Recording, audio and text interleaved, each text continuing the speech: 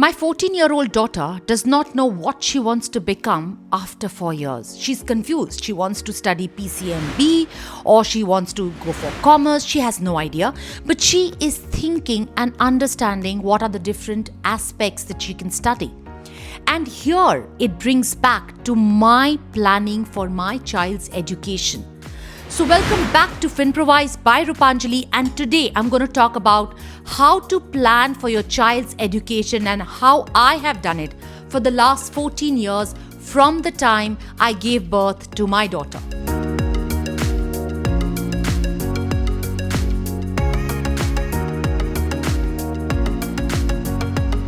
We know that the education inflation is one of the highest in the country.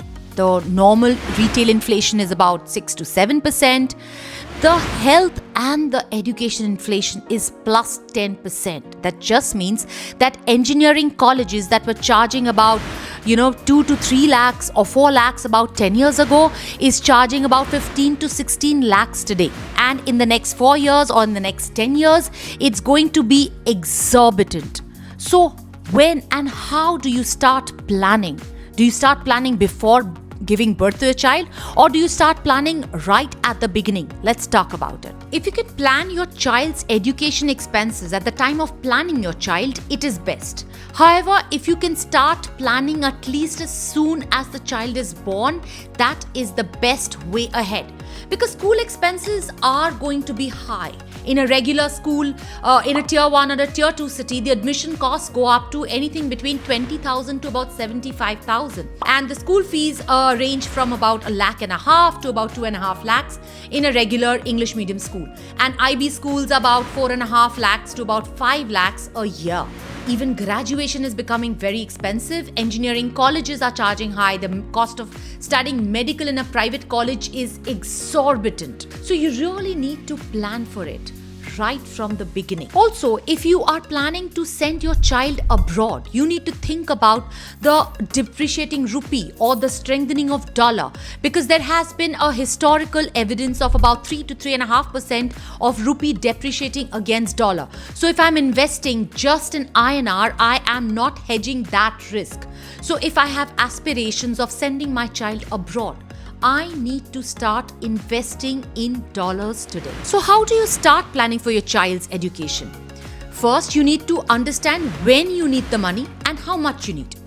Which country you want to send, depending on your aspirations, depending on your budget, you need to choose the cost, the country, and an approximate cost for the same. There are multiple calculators which will help you an approximate cost in about 5 years, 10 years, 15 years of time, and you need to plan backwards. So when my daughter was 6 months old, I started an SIP in her name. Why in her name? So that I am mentally accounting that particular investment just for her education.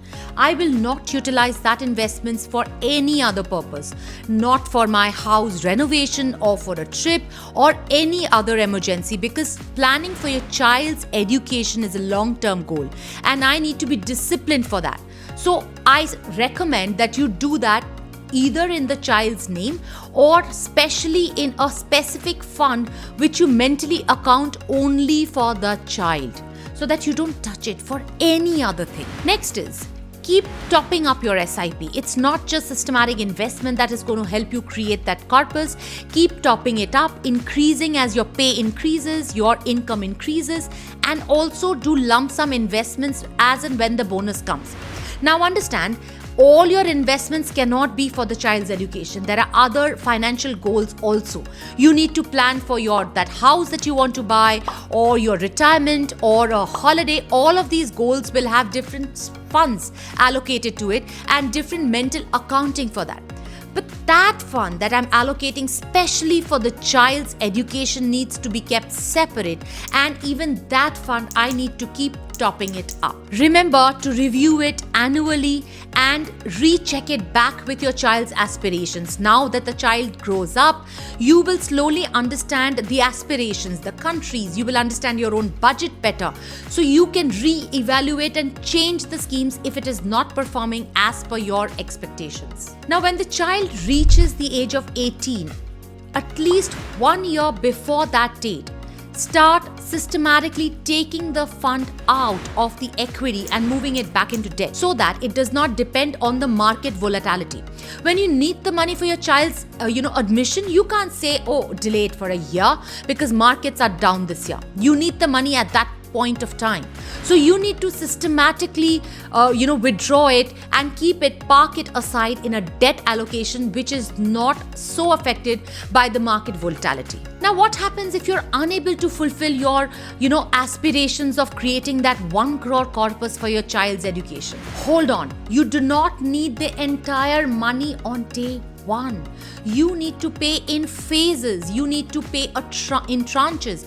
Probably you need to pay about 10%, 20% at the beginning, and then in semester formats or in year wise. So relax, you do not need to panic about it. You can create that corpus over time. And of course, there's education loan. You just need to pay for the initial expenses and the travel cost. Within India, you just have to pay for the hostel fees, but the rest of it can be covered by a good education loan for which you can avail tax benefits, and there is a longer tenure to repay the same. It's important to start your child education planning right from the beginning, at least as soon as you have your child. If you haven't started already, at least now plan for it. Keep a specific investment product and SIP specially for the same so that you do not touch it under any circumstance. I have done, and trust me, it works very well. If you have not started planning for your child's education, it's time you start now. Maybe start that SIP that you've been wanting to start, or invest in any other product as per your risk appetite and your asset allocation. But remember, keep it separate, keep the mental accounting separate, be diligent, be honest, and be at it. Consistency is the key. I hope I've been able to answer your questions. If you have anything else, please feel free to ask me in the comments below. Until then, don't forget to like and share my video and subscribe to my channel. And I'll see you in my next video. Till then, take care, be good, bye-bye.